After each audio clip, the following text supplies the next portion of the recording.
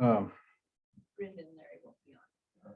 well, it's good to see new people and familiar faces here both. So I thank you for coming and we will try to learn something together. Last time we were discussing the plight of the church at Smyrna, their hardships. They were going through some pretty tough times. And although all the early churches had problems, these guys probably had the worst of it. They were suffering pretty bad. Wasn't that one of the ones that God spoke well of out of the 5 or 7? They're the only one that there was no condemnation. There just Philadelphia wasn't. was too. It was, huh? Philadelphia, the one before Laodicea, they were spoken well of too. Well, we'll get there. But keep in mind that these churches are not the one in all. It's not these 7 churches. This church represents the churches that are being persecuted, and not just at that time, but today. We have persecuted churches today that are suffering all kinds of problems in Africa, in Afghanistan, in Iran, in China. I've read too many times that the church in Iran is the fastest growing church in the world. I mean, they are expanding greatly. And yet it's illegal for them to practice Christianity there. So anyway, back to the Roman days. Starting with Nero in 64 AD, the Caesars of Rome just devastated the Christians. I mean, it was just mass murder, basically. They were burned at the stake. They were crucified. They were served as food to animals in arenas for sport and entertainment. They were driven to hide in the mountains and in the catacombs beneath the earth. It was just a horrible time. And this church was getting the worst of it. So that's where we're at when we start at verse 10. This is Revelation chapter 2, verse 10. Do not fear what you're about to suffer.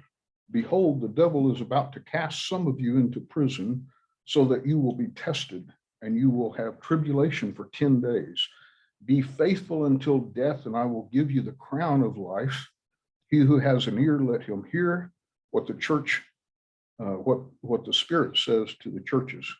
He who overcomes will not be hurt by the second death. Those scriptures have a lot to unpack, but we hear this, do not fear. I mean, that was, Jesus used that. We saw it in Daniel several times. We're going to see it in Revelation many times. Do not fear, because no matter what happens to you here on earth, that's not the end. That's just the beginning. There's nothing to fear, even in death itself, physical death. And he's telling this church, who he has given the highest grade of the 7 churches, he's telling them to expect more. It's going to get even worse. You are faithful. You are doing the right thing. You are one of my best churches, and yet you're still going to suffer because that's the plan.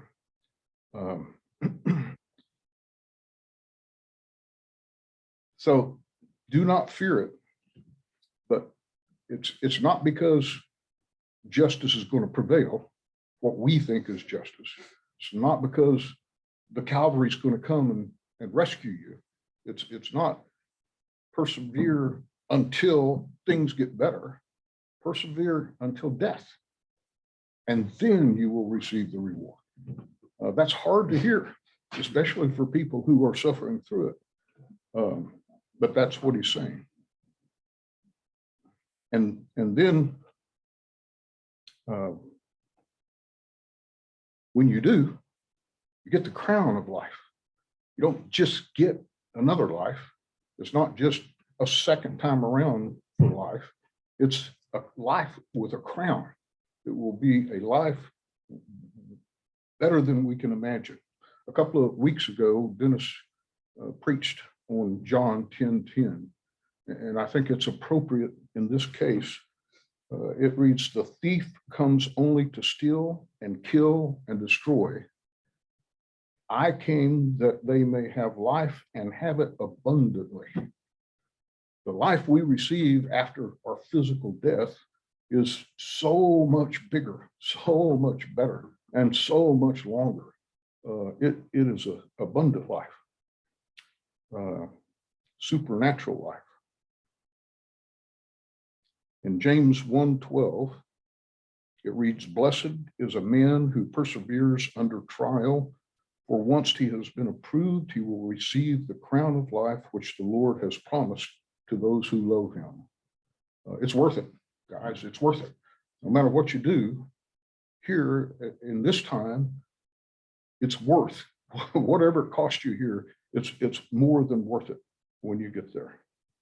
Okay, so let's go through a little bit of history, and I won't get into too much detail, but from 64 AD to 324 AD, most scholars believe that there were millions of Christians that were killed, that died, either because they were outright killed or because they were run off into the mountains and starved to death. Either way, they lost their life. And the numbers are, it's estimated that at the year 100 mark, there were about 50,000 Christians. The Romans killed millions over 300 years, and yet there were millions of Christians left. So think about, in other words, Christianity under the persecution was spreading like wildfire throughout the known world. People signing on to, yeah, okay, I believe the gospel. Yeah, I want Jesus, even if it's going to get me killed. It's interesting. I don't know. Can we interact during this? Yeah. Okay, that's just what I want to make sure. It's interesting. In the first Christians, they were not, doing the things that we do in America, where we're telling people about Jesus. People coming to them and saying, "What's different about you, man? You're getting, you're because of your faith and you're willing to die for it. What's up with that?" And that's why Peter had said, "Give a reason for the hope that's within you. Be ready to do that," because they were being asked. People were coming to them. They were being asked about it. Yep. It was hard to not be Noticed. Yeah, hard to not be seen, and people question. I mean, that's the key. When people volunteer for the Army, that's a good thing sometimes not, depending on your reference point. But when people join the Army knowing we're at war, knowing they're going to join, go to basic training, get AIT, and go into combat, those are the people who are willing to suffer for the whatever reason they decided.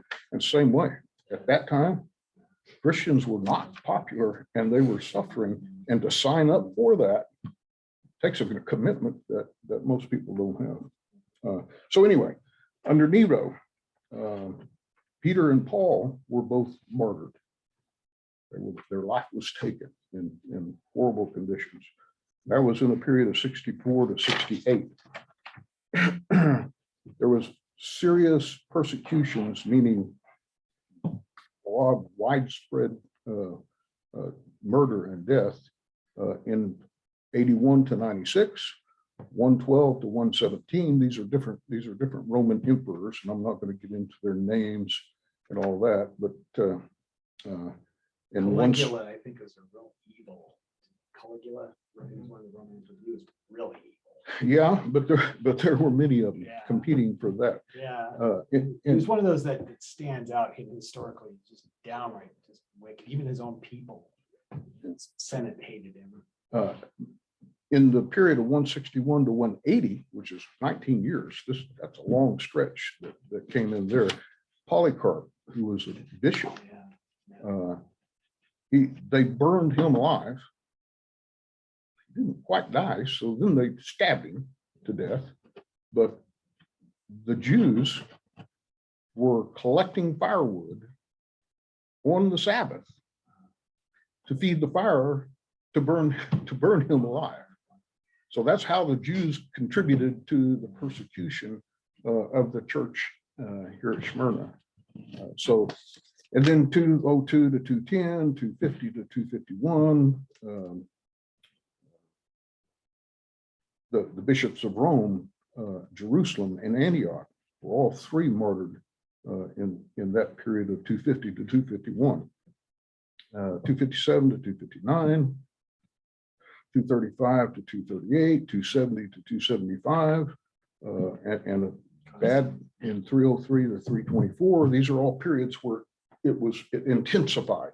There was always some, but then there was times of negotiated peace 25, I think too. there's points with like 25 years of sort of, let's be a layoff on these guys for a bit, and some of this over periods. Those gaps, and the Romans showed tolerance when they needed. Yeah, it's sort of, When they it's needed, convenient for them. they Yeah. needed to increase their soldiers, increase their army. They needed tradesmen to build their outposts. But They if they needed needed a scapegoat, let's do the they Christians. needed Yeah. manual labor. So Yeah.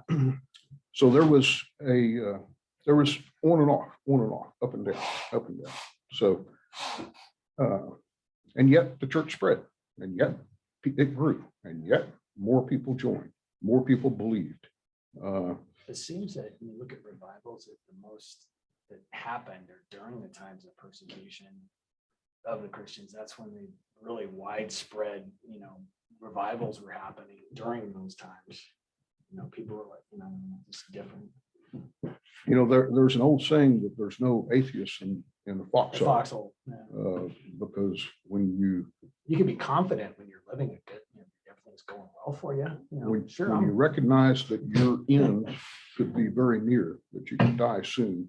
Same way, hypocrites, it's hard to find a hypocrite when people are being murdered for their faith. People won't surrender to murder for something they don't truly believe and actually want. So was this the darkest days for Christians? Was this the worst period? This first 300 years? That's couldn't get any worse than that, right? Physical in the physical realm. It got a lot worse. There were more Christians killed in the 20th century, the 1900s. There were more Christians killed than in all of the centuries up to 1900. From the day of Jesus until 1900, all combined, there were more Christians killed in 100 years. It's because in of the the 1900s. totalitarian systems that were in the 20th century. That's why. I saw a look of doubt, maybe. No. It was, well, I mean, you had Stalin, you had, what's his name, Mussolini, and you had Hitler. I mean, all You these got- people you that, You got three of them, you missed a big one. who- Mayo. Oh, The yeah, China. Cultural Yeah, Revolution in China was attributed to between 40 and 80 million in that 20-year period, which was up until the 70s. So it's not ancient history. Anyway, Hitler, 40 million. Joseph Stalin, 8 to 20 million. All of these are not necessarily, you're a Christian, you've got a Bible, okay, I'm going to stab you. A lot of it was in China, a lot of it was, okay, you people aren't signing up with the program, so you're cut off. No food, no power, no energy. In other words, there's You had to go along people with the state. died because of abuse or lack of support. What I thought was interesting, there's a guy in, well, it was Hitler. He was a spy for Germany. You probably know Dietrich Bonhoeffer. Yeah, I mean, I would used to go to a Lutheran church, and it's interesting, because he was going back and forth to England, and that's it. And what's interesting is that he was martyred in about, I don't know, not long after Hitler died. That was interesting. So far in the 21st century, we've averaged 100,000 per year. In the 1900s, from 1900 to 2000, there was one Christian killed per minute, every hour of every day for 100 years. Nowadays, the 100,000 per year in the 21st century is about 1 every 5 minutes. It's just, we don't see it too much here in Nope, you don't. And sadly, for the most part, you don't even hear about it. America. There's that one incident in Colorado back in the 90s, I think, that Columbine, that incident when the guys, those wackos, just went all nuts in the school, the high school, and you probably remember that. Yeah. Well, we had an event in Moore. Where, Oh, yeah, I remember that. where Yeah. The guy a cuts it. Christian woman was beheaded Yeah. primarily because she was Christian. Yeah, but then there was a guy said Allah Akbar, whatever. I don't know what they're into, they say. Now, here's some numbers. There's estimated to be about 2.3 billion Christians in the world alive today. 2.3 billion, that's a lot. We have 360 million people total in the United States, maybe a little over half that profess to be Christians. So we're a small drop in the Christian world. And it's estimated that 2/3 of that 2.3 billion, which is 1.6 billion Christians, live in danger because of their religion. So it's alive and it's happening today. But it was important for the church at Smyrna to have hope, and that's what this letter was designed to do, is give them hope. In Hebrews 13:3, it reads, "Remember those who are in prison, as though in prison with them, and those who are mistreated, since you are also in the body." It's an obligation for us to care about the Christians who are being persecuted and who are at risk. There's a website called persecution.com that you can go to and get information and provide resources if you have them, and you can. But the main thing most of them ask for over and over is for prayer. Pray for them. Pray that they'll be taken care of. They'll be. I think one of the issues in American culture is that, being a highly individualistic world, the solidarity even in the church is a little, talking, even Paul says when one part suffers, we all suffer with it. It's like you're saying. Yep. Okay, so that's the Church of Smyrna. Very good, great. Folks are doing the right thing. You're doing it well. Sorry, but I'm going to give you more of it. And if you hang in there, then you get the prize, you get the reward. It'll be worth it, I promise you. Yeah, it's interesting that, he's prepping them, he's not, he's putting there for prep. He's not, saying, hey man, just be prepared. He's not going to say, he didn't lie and say, hey, you know what, it'll be easy. Just hang tough for a little bit. You'll make it through everything. Okay. No, he didn't candy coat anything. He said, this is good. Is that a similar what you're in the pulpits of America today? Do I now? I was asking Roy if what the message he had to that church is what you hear in the pulpits in America today. Not much, Not much. Prosperity, most. Yeah. not much. Okay, we move to the Church of Pergamum. Just at the offset, they're getting about a C grade. They're not flunking. They're not at the top of the class, so they're about the C level. And that's the overview. So let's get into there. Pergamum was north of Smyrna, about 55 miles inland from the coast. The other two churches were on the coast. Where's that now, modern day? Where's Don't, Right there. He's got a map on there. that? How is that modern Says it day? right there.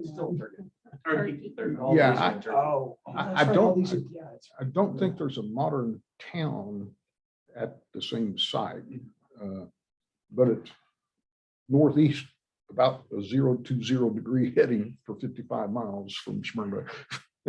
So anyway, it was a major religious center for all kinds of gods. The Greek gods, the Roman gods, there were temples all over the place.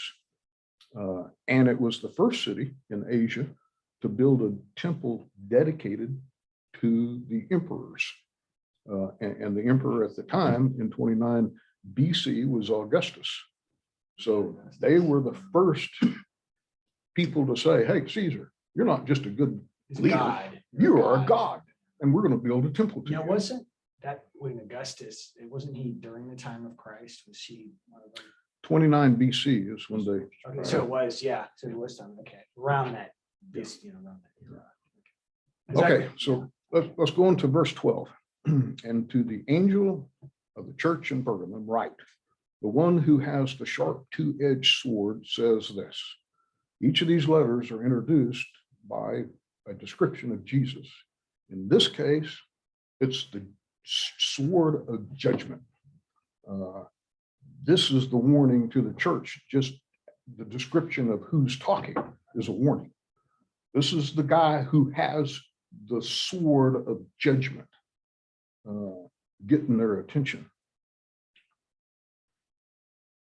13. I know where you dwell, where Satan's throne is, and you hold fast my name and did not deny my faith, even in the days of Antipas, my witness, my faithful one, who was killed among you where Satan dwells. This was a hotbed of satanic culture. Each of these gods, my belief is, each of these idols, each of these gods weren't just imaginary. They were evil spirits. They were demons. They were the evil half of the spiritual battle and war that's always going on. And they responded when people sought them out. And therefore it was a hotbed of evil. And Jesus describes it this way.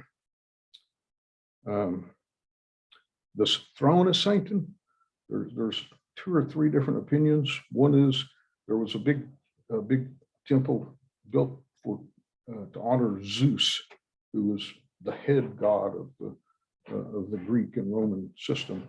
Some people say it was his temple, his idol. Some people think it was the emperor that declared himself God, and they accepted and recognized it. And that was because the emperors were evil, and some people think they were the Antichrist. Some people, and this isn't kind of a weird one, there was a god who represented the medical emblem, the staff with the snake around it. That was a god, and this was his primary temple of all the world. That's Was Apollo. in this place. It's Apollo and his kids. Kids of Apollo that are the medical gods. I've Yeah. forgotten the names.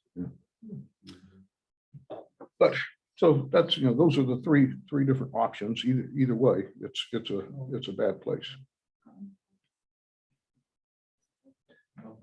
Is it getting cold? Yeah, oh, turn on the heat, please. That's why the feet feel. Okay. It was really hot in here to begin with. Very hot. Oh, yeah, it's a little too. So anyway, there was it was bad enough to be called the throne of Satan. But yet these people are doing good. They're doing good. You're in a horrible place with a whole lot of evil surrounding you. But you're holding fast my name. You're doing a pretty good job. You didn't deny your faith. Even Antipas, he was a bishop at Pergamum at one time, and the Romans put him into one of the idols, which is a big bronze bull, put him inside of it, started the fire under it, and basically baked him like an oven.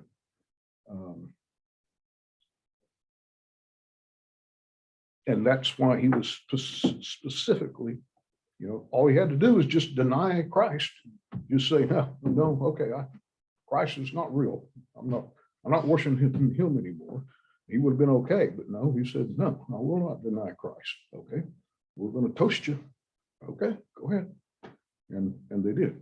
And he gets credit, my witness, my faithful one.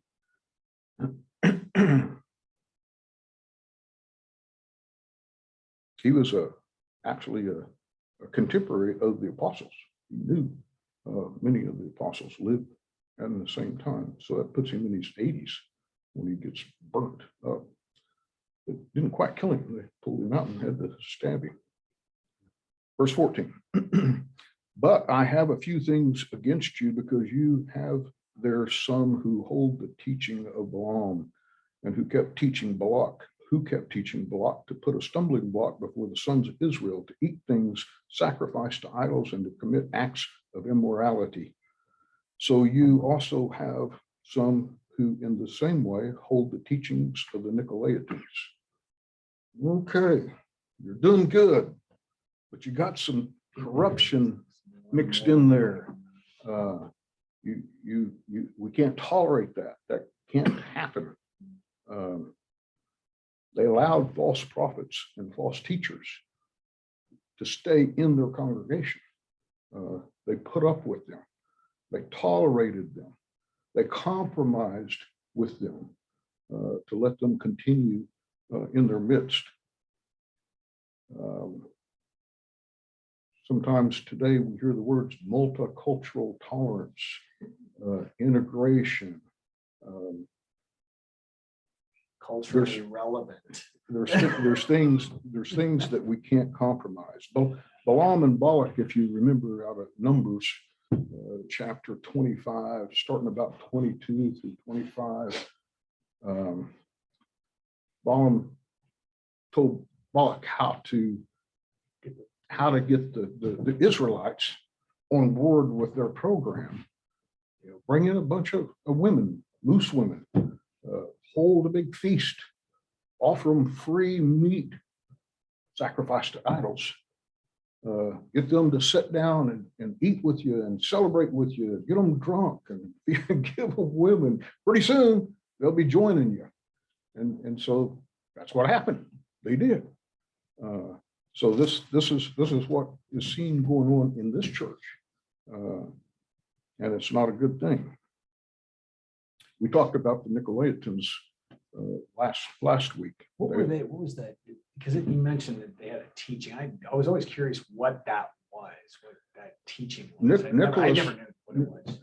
The theory is, one of the prevailing theories, and I think probably is as close to accurate as anything else, is Nicholas was one of the original deacons in the Jerusalem church. When it started expanding, and Peter was, they were all preaching and healing, and they didn't have time to administrate the church. So they said, okay, we need to pick some guys and put them in charge of dealing with the problems and administration of the church. He was one of the early deacons, and evidently he evolved into a kind of a mix of Christianity and idolatry, put them together. And on this day we worship the God guy, and this day we worship Zeus, and this day, in other words, so anyway, so Nicolaitans were his followers. Like I said, that's not in the Bible. That's through history outside of the Bible.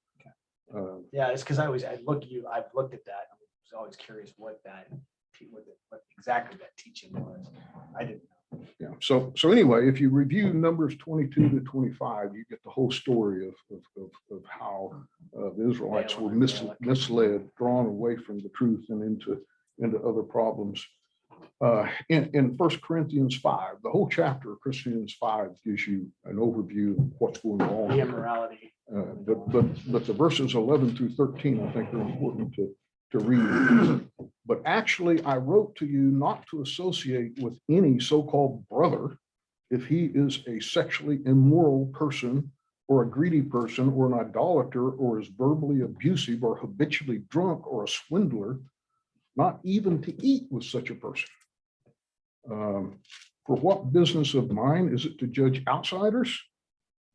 Do you not judge those within the church? But God judges those outside. Remove the evil person from among yourselves. You don't put up with it. You don't tolerate it. You don't say, Okay, well, I mean, otherwise, he's a pretty good guy.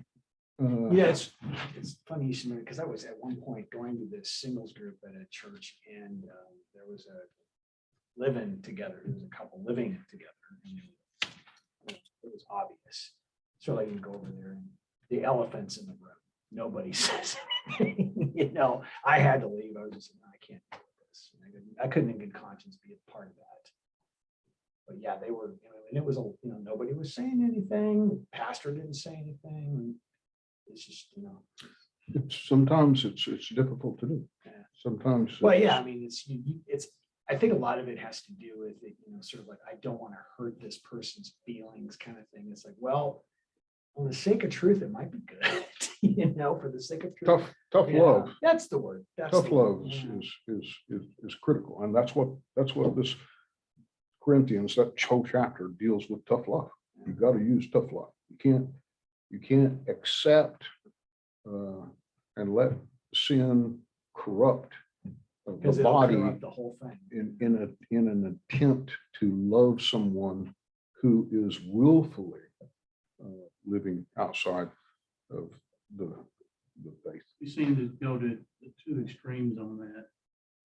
That we don't even allow someone that's not living right even go to church.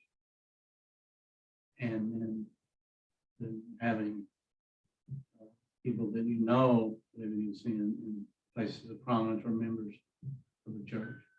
I think there's two distinct, and we seem to go to extreme. One way that we're so legalistic. Hey, yeah. And I always like to tell everybody comes here, you got all your act together, don't come here. We get a bunch of messed up over here. So there's a difference in what you're talking about and legalism, in my opinion. In the Lutheran church, what they, it's sort of what they do is if there's somebody in the congregation, the pastor knows about it. This is in the Missouri Synod.